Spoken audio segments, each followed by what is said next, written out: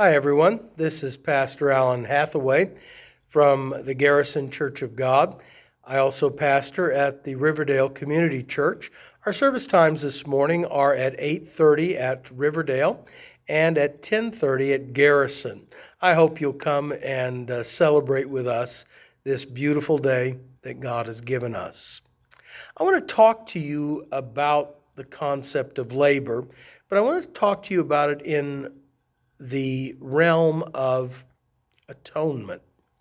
We're going to be talking about the concept of atonement or living in the atonement, and we're going to be taking our thoughts basically from Hebrews chapter 8 through 9, where it talks very much about the atonement and the work of atonement in our lives.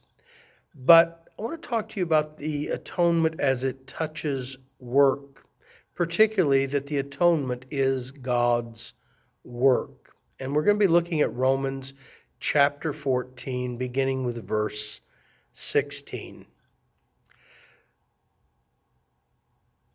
Our work and labor is a blessing from God.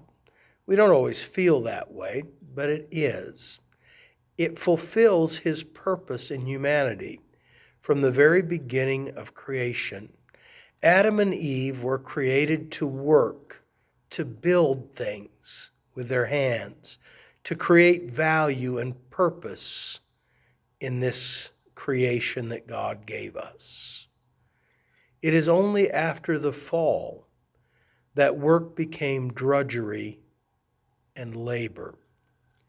For the Christian, we see productive work as fulfilling the purpose of God. If you will, the work of God. The atonement of Christ on Calvary redeems us, but it also redeems our work. Yesterday I had a wonderful time. Thank you, Bill and Laurel, for inviting me. I attended an event that was patriotic, celebratory, and purposeful. In other words, it was quintessentially American. Of all the things this pandemic experience has robbed us of, it is that wonderful sense of being able to celebrate with our friends and family the pleasure of being Americans. It was wonderful for a few hours to be part of such a celebration. Labor Day is a wonderful day in our country. The American celebration of labor, simply people who work with their hands, has been a patriotic celebration for over 100 years that recognizes the contribution of skilled and unskilled workers who have built this country. Most other countries that have a Labor Day celebrate it usually around May 1st, and very often it promotes class warfare within those countries. America and Canada are somewhat unique in that the Labor Day they celebrate is the first Monday of September. And it is a day to honor those who labor and encourage family celebration and togetherness. This was intentional in the United States. The original pressure for a Labor Day came from the labor union movement of the late 1800s. It also was the result of the failure of the American government to control the circumstances that led to violence and brutality during particularly the Pullman strike from May 11th to July 20th in 1894. It was a deadly strike. The railroads worked together to try and break the railroad unions. There was a lot of physical fighting, a lot of brutality, and a lot of downright ugliness on both sides of that battle. On June 28th, in the midst of this, as it was called at the time, a boycott, however, we now would know it as a strike, Congress was prevailed upon by President Grover Cleveland to declare a national Labor Day and to set the date of that to the first Monday of September. In most other countries, May the 1st serves as Labor Day. The reason for that is its connection with anarchist and socialist and communist movements that have grown out of the labor movement of the late 1800s. Those movements viewed May 1st as a time of revolt, as it were, and revolution. In early July, the federal government declared the boycott a federal matter, and they moved into Chicago in order to bring order and stability to a city that was crippled and to the rail service that had been crippled throughout the United States. This led to rioting, and Grover Cleveland, the president at the time, brought in the U.S. Army to bring order. The leaders of this particular movement were very sympathetic to socialist and anarchist views. They tried to move the union workers, particularly the railway union workers, that direction. But the workers themselves were not interested. They refused. Their concern was simply that they receive fair treatment and fair wages. They were not interested in restructuring society. The American Labor Day reflects this reality. A person's work and effort needs to be respected and honored.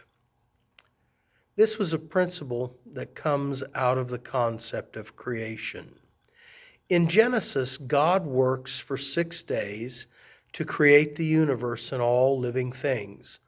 On the 7th day, he rests and declares that day to be a day of rest and honor for labors and laborers. In a sense, each 7th day is a Labor Day. What changed all this was the fall of humanity. This fall corrupted every aspect of human existence. One of the worst areas was in our view of work. God created humanity, and humans particularly, to work, to create things, to produce. Yet now we view our work as labor and drudgery.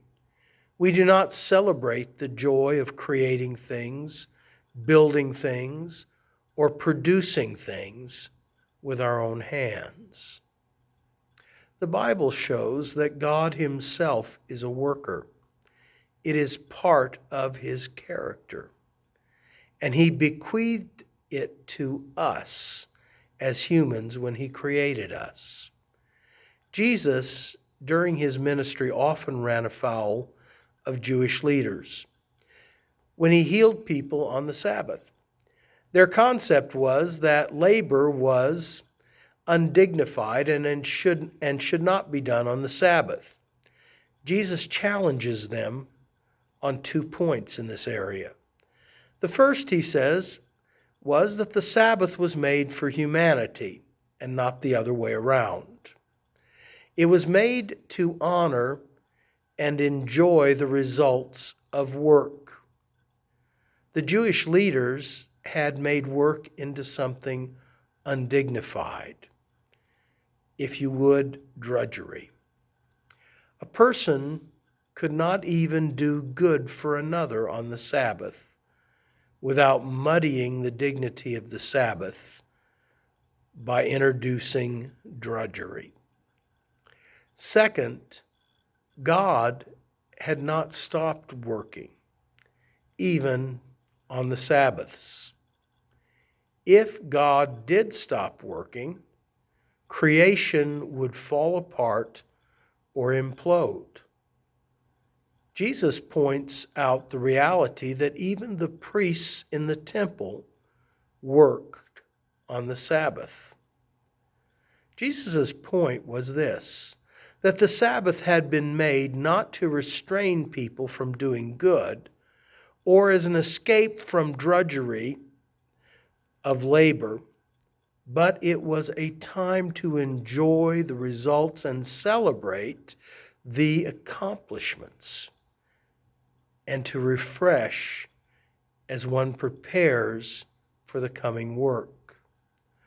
Most of all, the Sabbath was a pause so that you could worship the Creator for the privilege and the ability to work.